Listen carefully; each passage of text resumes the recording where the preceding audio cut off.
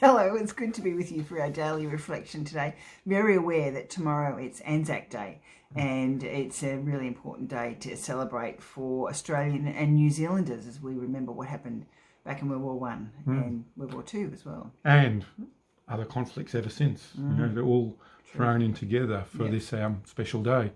And the verse today, what is it from? Yeah, the verse today is from Acts chapter 2. And verse 21, it says, "And everyone who calls on the name of the Lord will be saved." You read it yesterday. No, I didn't read that yesterday. It's very similar to yesterday. That was Acts chapter 4. Today it's Acts chapter 2.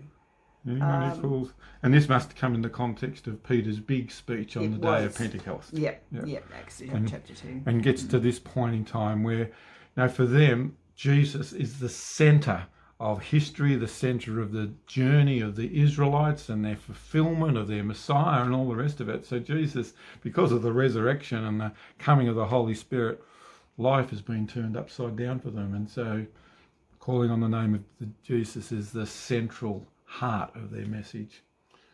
And it's probably a good one to remember at Anzac time, isn't it? Because we do honour those who have gone before us. Definitely. Thanking them that in a very real sense, the freedom that we know was won because of their sacrifice. And while we may not call on their name, we do honour them. And in the same way we honour Jesus, because not only has he brought freedom to us, it's a reconciliation of our relationship with God, freedom in ourselves from all the stuff that sort of bogs us down, and really the chance to see humanity live in a new and a fresh and profound way. Yeah, and even more freedom than what can be provided by a wartime scenario, because my dad, he was part of the warhead in World War II. He was with the Air Force as a nurse, and it really affected him, didn't it? It affected him, it profoundly. affected me, our family. He was a very different man when he came back, and so and he had what they would call post-traumatic stress, but they didn't really treat it the way that they would now. Yep. So it was just one of those unresolved Stuart's different now type of things, and we had to live with that. So the freedom that he fought for and won, actually, it was a bit.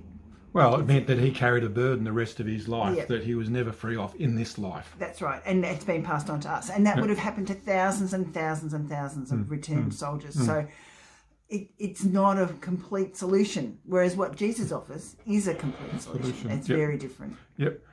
And yet you don't get all of it now, because your father was a follower of Jesus. So he knew some freedom in Jesus, but the depth of the wounds that he carried, not necessarily physical, but psychological, weren't healed in this life. No. He in a sense had to look forward to the promise of what comes after death, to get full resolution and full freedom from that. But that didn't mean that he didn't know something of salvation.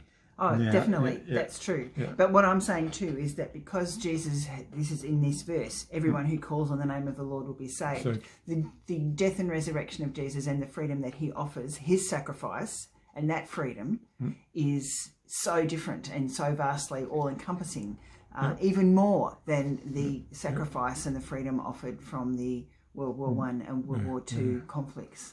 Yeah, and we, in the middle of Anzac, honour the self-sacrifice of these people. Definitely. And then we understand that Jesus is actually God himself amongst us. And at that point, the profound thing that takes place is that we assume that we are here to serve God. Jesus comes amongst us and says God serves us and actually dies for us so that we might know that freedom.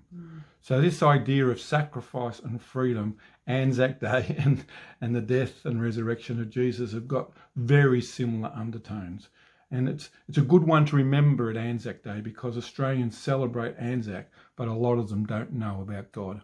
And there is a strong link between them too. That would be my prayer, that this Anzac Day, as with every Anzac Day, that people will see the connection between the self-sacrifice and love of all these people to bring us freedom. Is it really a mirror of what God has done for us in Jesus? And so let's reflect on that. Yes, similarly during this COVID-19 time, Anzac Day is different this year. Let's think about those things. And may God bless you this weekend. Yeah, see ya.